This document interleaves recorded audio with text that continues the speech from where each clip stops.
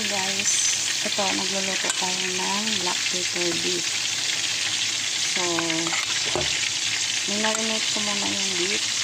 Tapos, pinrito. Tapos, pinrito ko siya ng 5 minutes. Tapos, hiniwa ko. So, ganito ang labas nito. Ganito. Malambot na yun siya. Tapos, nagisa ako ng red bell pepper or capsicum. At saka yung red onion. So, ayan. Tapos, dahil may cornstarch yan yung karne, ayan, glossy siya. Saka ang ginamit natin yun ay sesame oil.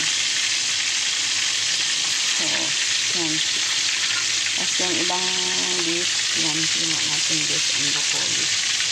So, masabaw siya kasi yan ang gusto ng kakain. Maraming sauce. Yung ibang beef and broccoli dry lang, pero ito, sauce. Dahil yan ang gusto ng kakain. So, ito guys, yan. Pambata ito. Pwede ito lagyan ng sesame seeds pag nag-serve na. So, that's it guys. Thank you so much for watching.